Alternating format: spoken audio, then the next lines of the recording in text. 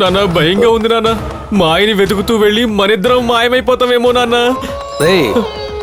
నువ్వులు కొద్దిగానే ఉన్నాయిరా, ఇంకొద్ది దూరంలో అయిపోతాయి. ఇవి పూర్తయ్యేలోగా మనిద్దరి కదా పూర్తయిపోయేలా ఉంది నాన్న.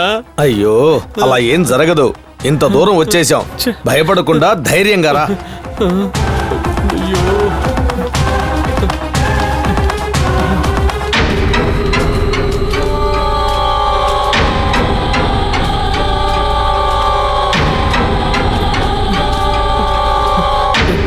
భయంగా ఉంది నాన్న.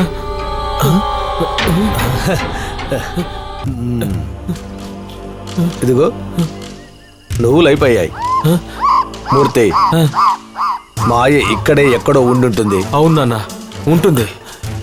రే ఇటువైపు వెళ్దాం. మాయా,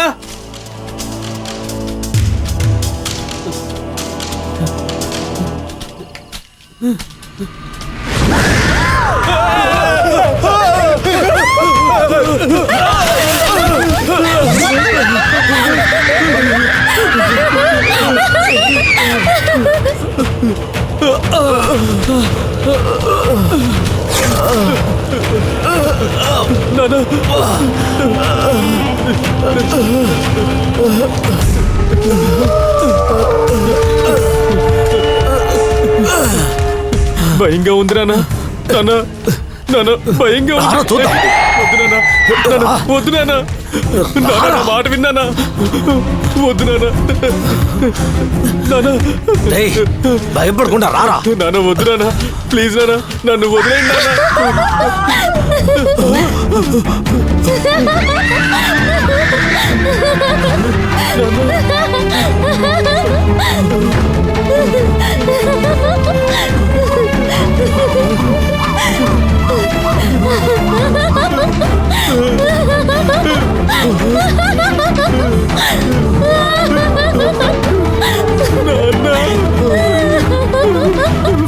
వెళ్ళిపోదాం నాన్న. పదండి వెళ్ళిపోదాం.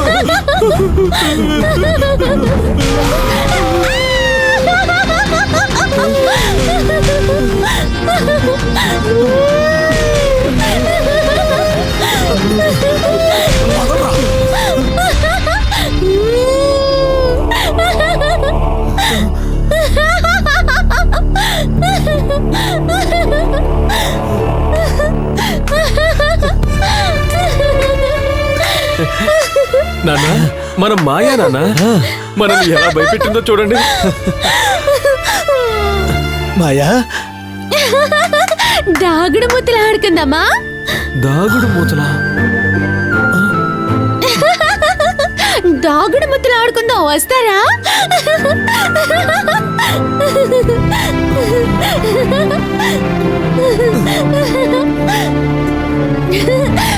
నువ్వు రాకపోతే పో, నేను చెట్లతో ఆడుకుంటాను.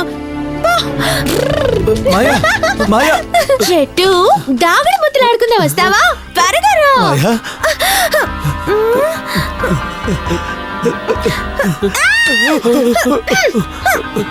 దాగుడు ముద్దలు ఆడదాం రా. మాయా, రామా ఇంటికి వెళ్దాం. నువ్వెవరు? నీతో నేను ఎందుకు రావాలి? నేను రాను.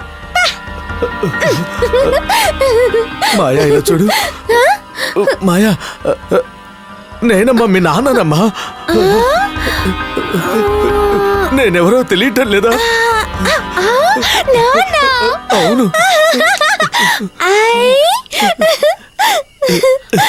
ఇలా చూడమ్మా, అన్నయ్య. ఏంటి మాయా, ఎవరో తెలియనట్టు మాట్లాడుతున్నావు? ఏమైంది మాయా నీకు? జ్ఞాపకం వచ్చేసింది. నువ్వు అన్నయ్య, నువ్వు నాన్న, కరెక్టా? కాదు మాయా.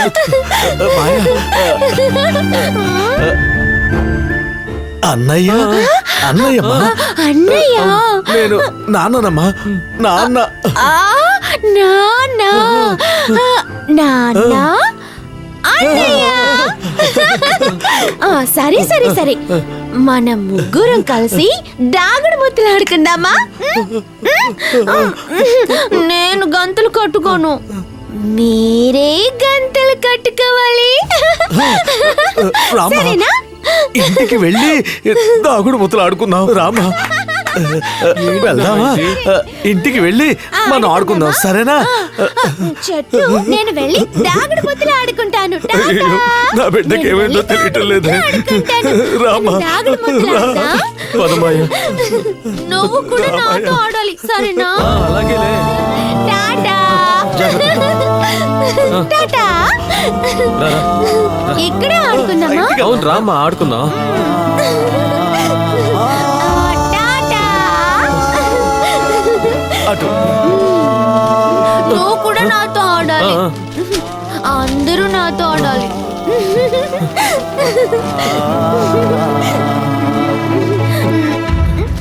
తప్పకుండా ఆడతావు కదా? కూర్చో. వద్దు, నేను వెనకాలే కూర్చుంటాను. సరేమ్మా.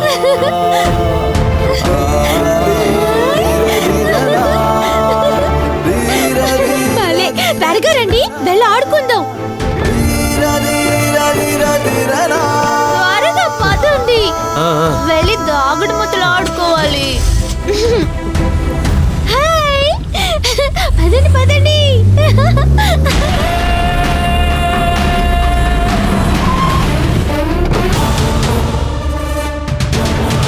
బావా, బావా, బావా. ఏమిటి ధర్మ? ఏమిటి, ఏమైంది?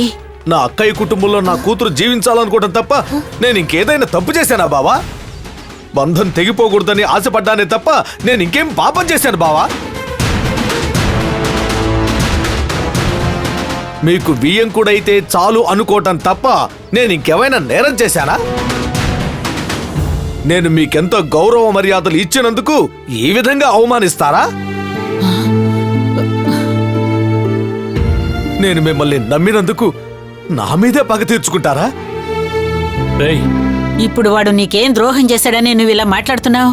వీరభద్రం ఇచ్చిన నువ్వులు తీసుకెళ్లేవే, నీ కూతురు దొరికిందా? ఆ, దొరికింది. మన అమ్మాయి దొరికిందా? అవును, మాయ దొరికింది కదా, మరెందుకు నా మీద కోప్పడుతున్నావు? మాయ దొరికిందని సంతోషపడకండి బావా. తను ఏ పరిస్థితిలో ఉందో వచ్చి చూడండి బావా.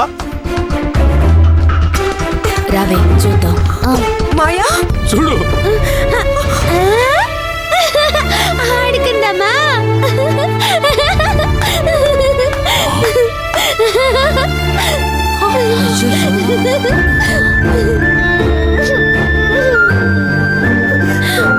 నా కూతురేనా ఇది? మాయా, ఏమైందమ్మా? ఏంటి ఈ దారుణం? ఎందుకు ఇలా అయిపోయావు? నేను ఇలా చూడాల్సి వచ్చిందేంటి? మాయా, ఏం జరిగిందమ్మా? మాయా, మెల్లగా మెల్లగా దిగు. భగవంతుడా, ఏం జరిగింది తల్లి? దాగుడు ముద్దలు ఆడదామా? ఎందుకు ఇలా ఉన్నావు? మాయా, నువ్వెక్కడున్నావు? ఏం జరిగిందో చెప్పు తల్లి. ఏమైందండి దీనికి? మాయా. మాయా, మాయా,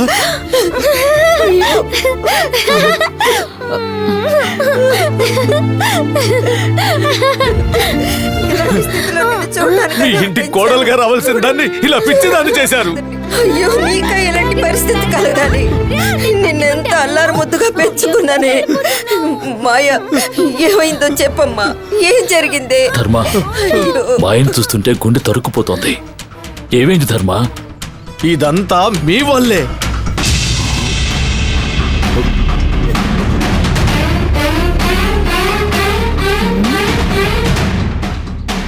మీ అబ్బాయికి మాయనిచ్చి పెళ్లి చేయాలనుకోవడం వల్లే మాయ ఇప్పుడు ఈ స్థితిలో ఉంది. అయ్యగారేమీ మీ అమ్మాయిని ఇవ్వమని లేదు, మీరే పోటీపడి మీ అమ్మాయిని చిన్నయ్య గారికి ఇవ్వాలని చూశారు. అయ్యగారి మీద సంబంధం లేకుండా నిందలేస్తారేంటి? నేనేమీ ఆయన మీద నిందలేయటం లేదు.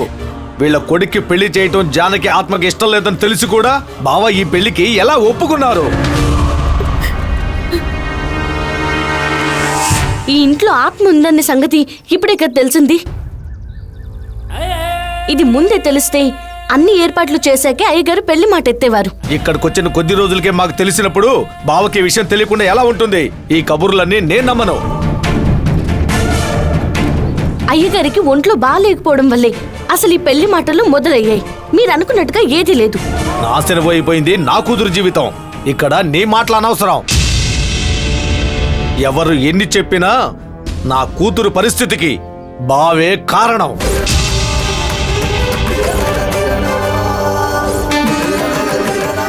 ఈ ఇంటికి పట్టుకున్న శాపం ఈ ఇంట్లో ఉన్న వాళ్ళెవరిని ఏమీ చేయలేదు. నా బిడ్డ మీదే పక్క తీర్చుకుంది.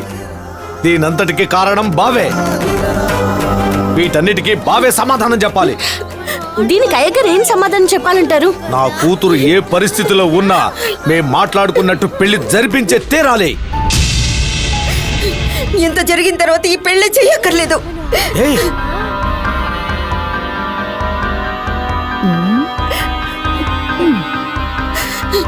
నవ్వుతూ ఉండే నా కూతుర్ని ఇంటికి తీసుకొచ్చాను. ఇప్పుడు తనెవరో తను తెలుసుకోలేని పరిస్థితిలో ఉంది.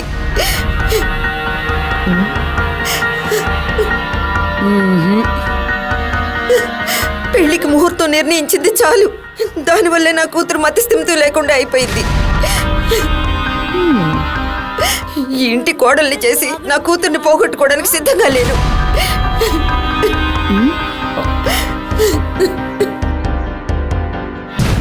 అవునవును, నీ పరిస్థితిలో ఎవరున్నా ఈ మాటే అంటారు.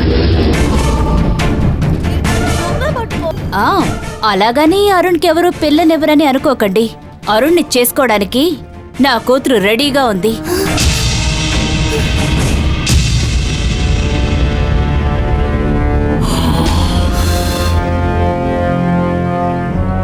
అన్నయ్య కుటుంబంలో ఏ సమస్య వచ్చినా నా కూతుర్నివ్వడానికి నేను వెనకడుగు వేను. నేను వెనకడుగు వేయను. అప్పుడు మాట్లాడుకున్నట్టుగా ఖచ్చితంగా ఈ పెళ్లి జరుగుతుంది. ఇప్పుడే మీ ఆవిడ జరగదని చెప్పింది కదా, మరింకేంటి? నేను చెప్తే తను ఒప్పుకుంటుంది. వద్దండి. ఇష్టం లేదని ఆవిడ చెప్తోంది కదా, మీరు ఎలా బలవంతం చేస్తారు? అది నా కుటుంబ విషయం. ఇప్పుడు సమస్య వచ్చింది కదా అని నీ కూతుర్నిచ్చే చేద్దాం అనుకుంటున్నావా? మతిలేని పిల్లని చేసుకోవడానికి అరుణ్ కథ కర్మేమి పట్టలేదు. ఇదంతా జరిగే పని కాదు, వదిలేయండి. ఆ మాట మీరెలా చెప్తారు? లగ్నాలు పెట్టుకునే వరకు నా కూతురు బాగానే ఉంది. ఇప్పుడు ఇలా అయింది, అందుకని పెళ్ళొద్దంటారా? ఏంటి బావా, మీరేం మాట్లాడరేంటి? పెళ్లి జరుగుతుందని చెప్పండి. జరగదు.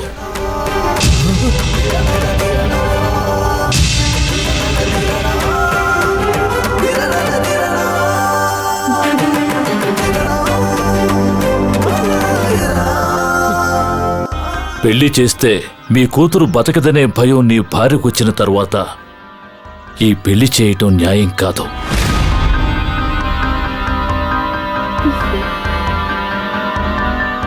బావా, దాని పరిస్థితి కారణమైన మీరే ఇలా అంటే దాన్ని ఇంకెవరు పెళ్లి చేసుకుంటారు బావా? ఎవరు ఆదరిస్తారు? జీవితాంతం ఇంట్లోనే ఉంచుకొని హాస్పిటల్ చుట్టూ తిప్పమంటారా? చూడు ధర్మ, నీ కూతురు కోసం నువ్వేం ఇబ్బంది పడొద్దు. తనకి ఎలాంటి ట్రీట్మెంట్ ఇవ్వాలో అన్నీ నేను ఏర్పాటు చేస్తాను. మా కూతురికి ట్రీట్మెంట్ ఇప్పిస్తారు. దాని జీవితం ఇలా అయిందని దిగులు పడే మాకు మీరేం చేస్తారు?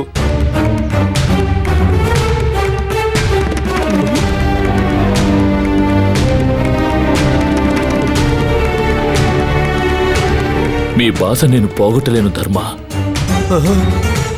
కానీ నా వల్ల నువ్వు పడే కష్టానికి నాకున్న ఆస్తిలో కొంత భాగాన్ని నీ కూతురి పేరును రాసిస్తాను.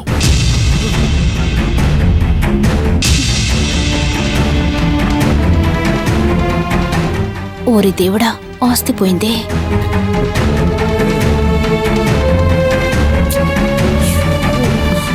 నీ కూతురు ఈ ఇంటికి కోడలిగా రాలేకపోయింది.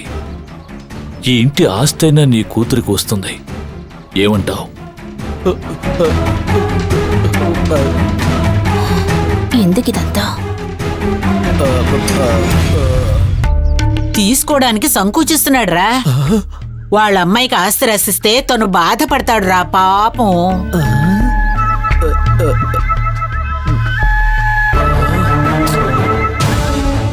నేనేదో నా తృప్తి కోసం చెప్పాను ధర్మ. అది నీకు ఇష్టం లేకపోతే నన్ను క్షమించు. బావా, మీరు చెప్పింది వినడానికి నాకు కష్టంగా ఉన్నా ఆస్తి రాసిస్తానని చెప్పినప్పుడు నేను వద్దని చెప్తే మీ మనసు బాధపడుతుంది కదా. అందుకే మీ మాటకి నేను ఒప్పుకుంటున్నాను. మాయ పేరు మీద మీరు ఏమేమి రాయాలనుకున్నారో అన్నీ రాసివ్వండి, నాకు ఎలాంటి అభ్యంతరమూ లేదు.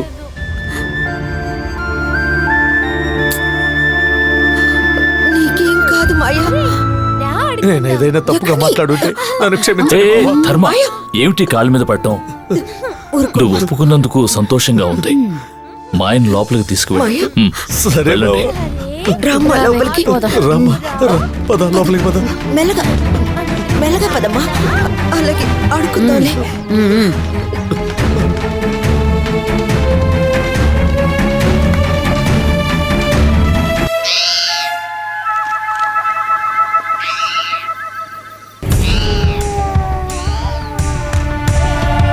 ఏంటి నువ్వనేది?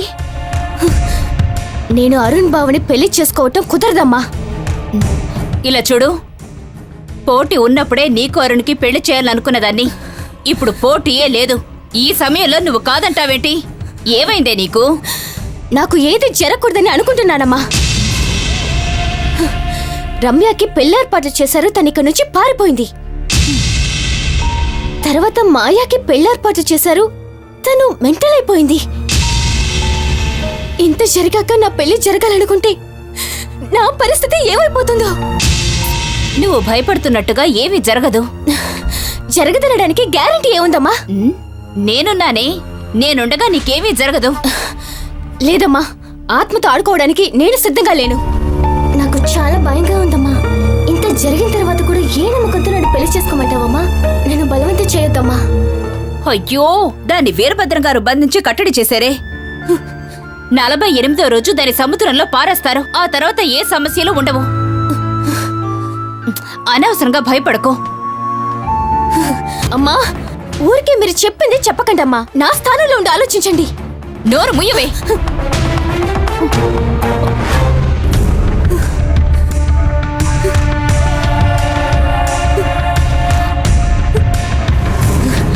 ఒక నిష్టంతో పెళ్లి చేసుకోవాలి, కానీ భయంతో పెళ్లి చేసుకోకూడదమ్మా. మీరు ఎన్ని చెప్పినా సరే అరుణ్ బావని నేను పెళ్లి చేసుకోను. దయచేసి ఈ విషయంలో నన్ను బలవంతం చేయొద్దు. నాకు నా పెళ్లి కన్నా నా ప్రాణమే ముఖ్యం. ఆస్తికి ఆశపడి నన్ను ఇంటి కోడలు చేసి నా ప్రాణాలు తీయకండి. కొట్టిగా అరవకే, ఎవరి చెవిలోనైనా పడుతుంది.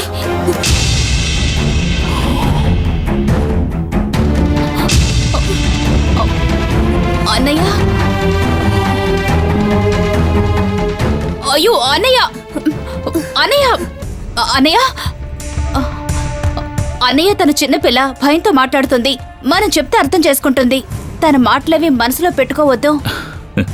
శాంతి మాట్లాడిన దాంట్లో తప్పేం లేదమ్మా. తన పరిస్థితిలో ఎవరున్నా ఆ విధంగానే ఆలోచిస్తారు. తన మనసు నేను మారుస్తానన్నయ్య. దాని గురించి మీరే ఆలోచించకండి. తన మనసు తెలిసిన తర్వాత నువ్వు తనని బలవంతం చేయకూడదు. అయ్యో అన్నయ్య, తన జీవితం గురించి నిర్ణయించాల్సింది నేను, తను కాదు. తనకి ఏది మంచిదో నాకు తెలిసినంతగా దానికి తెలీదన్నయ్య. ఈ ఇంటికి కోడలు కావడం కన్నా సంతోషమైన జీవితం తనకి దొరకదు. నేను దానికి చెప్తానన్నయ్య. చూడమ్మా, వివాహం అనేది చేసుకోబోయే అమ్మాయి ఇష్టంతోనే జరగాలి, బలవంతంగా చేయకూడదు. అరుణ్ పెళ్లి అయిన వాళ్ళతో చేయాలని ఆశపడ్డాను, కానీ జరిగేదంతా చూస్తుంటే వాడి ప్రాప్తం ఎలా ఉందో తెలియటం లేదు. అరుణ్ నుదుటి రాతలో ఎలా రాసిపెట్టుందో అలాగే వదిలేద్దామమ్మా. అనవసరంగా నువ్వు శాంతిని బెదిరించి కన్నీరు పెట్టించుకో. లేదన్నయ్య, అన్నయ్య.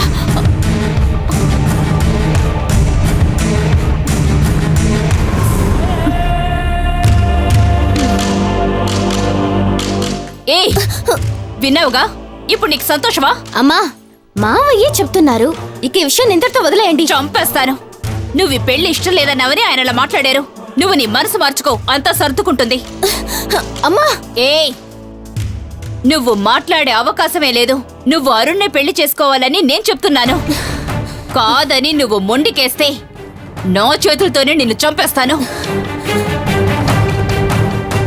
నా మాట వినని కూతురు ఉంటే ఏంటి, చస్తే ఏంటి? నా కూతురుగా నేను చెప్పినట్టు విను, లేదంటే జానకి ఆత్మకి తోడుగా నిన్ను కూడా పంపిస్తాను. గుర్తుంచుకో.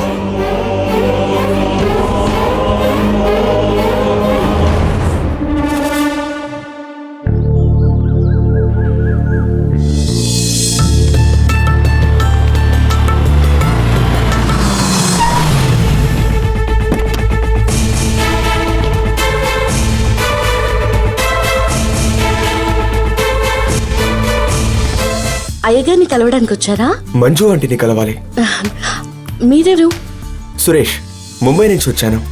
ఓ, మీరు రమ్య వాళ్ళ? Would be.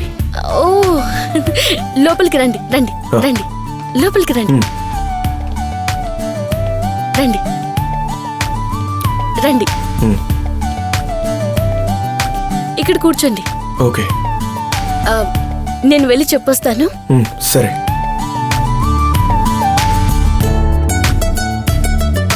అమ్మగారు, ఏంటి? ముంబై నుండి సురేష్ గారు వచ్చారు. సురేష్